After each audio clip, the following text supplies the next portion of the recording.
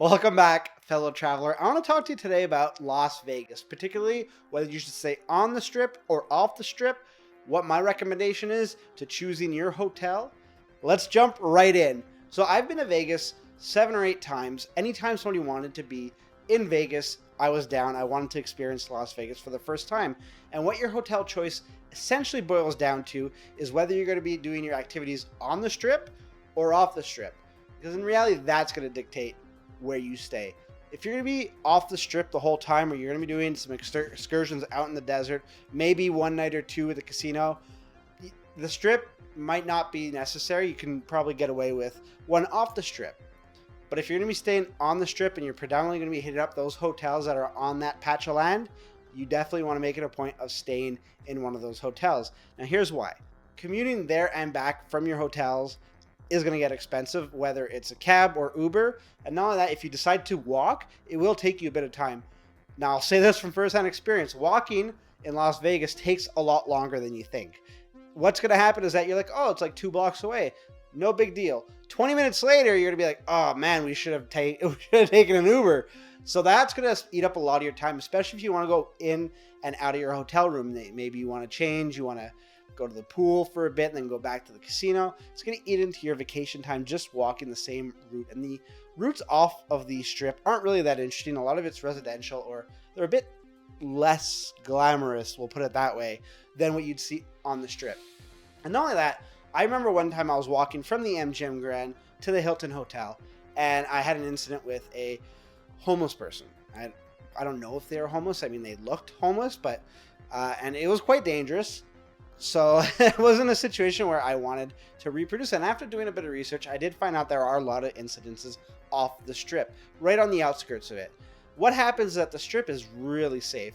Las Vegas wants to make sure that their tourists keep coming back. They don't want incidents. They don't want it all over the news that somebody got stabbed or mugged or robbed. So security is really tight where there are tourists. But as soon as you get into the more residential areas, you do see a bit more of the underbelly, unfortunately.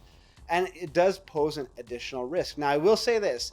The Rio off the strip is probably your safe bet if you absolutely want to stay off the strip, but you're going to be on the strip most of the time. It's not that far away, and it's kind of mid-strip.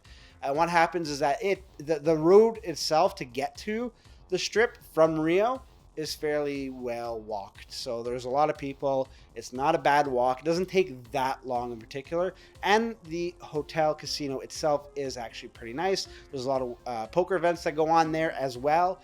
It's an upstanding hotel. I would probably give that one a go if you were hell-bent on not staying on the strip. But there are instances where I've stayed off strip and predominantly want to be on the strip, and the situations from like really bad hotel service, really bad beds, cleanliness of rooms, all kinds of stuff manifests off the strip, where you trade in price for cleanliness. Unfortunately, that's the word I would have to use. I stayed at one of them in particular, and it was not good. It was like Texas something. It wasn't good. I wouldn't stay there again. And I actually think they closed down because I wanted to do some research for this video, and I couldn't find the hotel name anymore. And it was a hotel casino off the strip. Regardless, it wasn't my cup of tea. But again, if you're going to be staying off the strip, if you're going to Fremont Street, get a hotel near there. That is fine. That's cool. There's a lot to do there. By all means, go for it.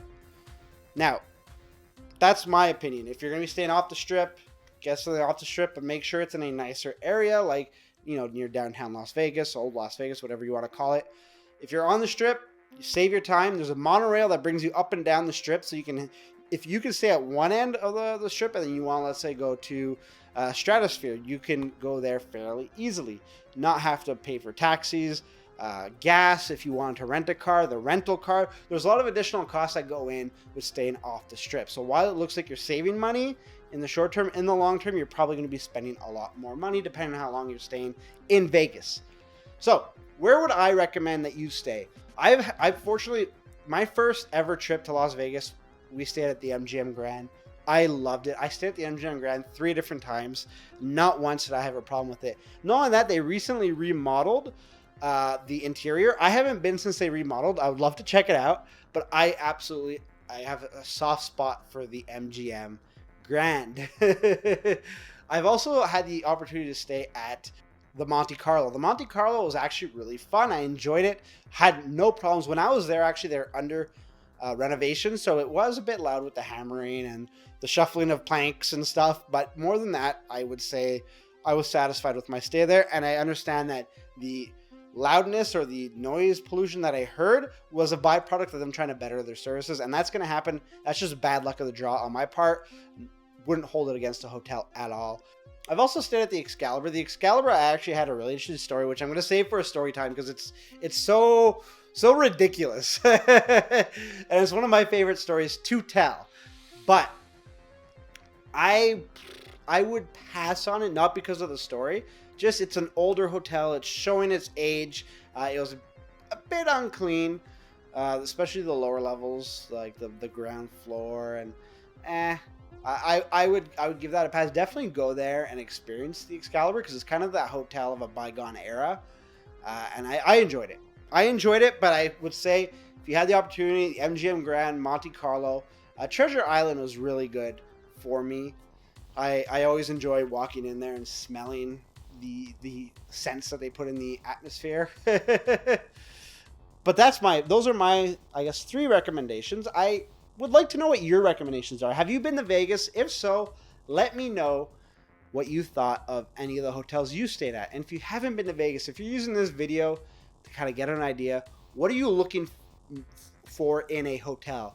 What's the one quality in that hotel? Is it price, location, amenities, special spin on it, like the Caesar's Palace, the atmosphere of, or being part of the actual, you saw how The Hangover was filmed and you want to be a part of that? Let me know in the comments. I'd be interested to find out what goes through your decision-making process. In the meantime, though, you can check out another one of my videos right over here. And if you'd like to subscribe, you can do that right here. Lets you know when we upload new content, but it also helps the channel, and I greatly appreciate that.